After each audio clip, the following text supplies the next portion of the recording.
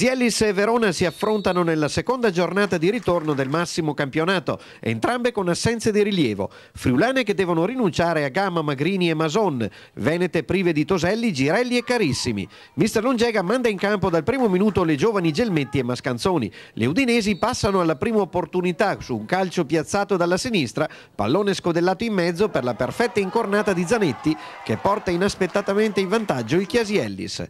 Pronta la risposta veronese con Carolina Pini che riceve sul limite il pallone lavorato in area da Capitan Gabbiadini ed insacca la rete dell'1-1 con un preciso fendente. L'immediato pareggio galvanizza le gialloblu che falliscono per 2 volte l'opportunità per portarsi in vantaggio, con il tentativo della giovane Gelmetti che si libera bene ma in equilibrio precario non riesce ad inquadrare la porta e con Daroccia che si mangia un gol già fatto.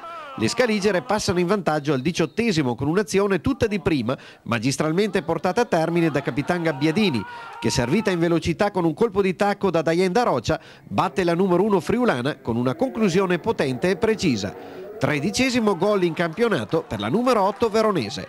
Si va a riposo con l'esiguo vantaggio delle veronesi. In avvio di ripresa Stephanie Ockstrom salva il risultato andando a respingere la conclusione ravvicinata della nazionale azzurra Domenichetti. Sul fronte opposto la giovane Mascanzoni riceve la sfera da Gabbiadini su un vassoio d'argento ma incredibilmente calcia a lato.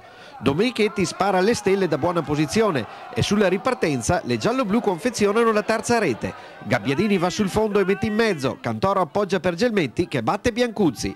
Grande soddisfazione per la giovanissima veronese, prodotto del vivaio scaligero. La stessa Gelmetti potrebbe mettere in cassaforte il match, ma calcia a lato da ottima posizione. Il Chiesiellis si rifà vedere in avanti solo in zona Cesarini, ma le friulane in mischia non trovano la porta. In pieno recupero Daroccia incorna da distanza ravvicinata, ma la sfera viene smorzata da un difensore prima dell'intervento del portiere friulano. Il match termina con la meritata vittoria delle veronesi per 3-1.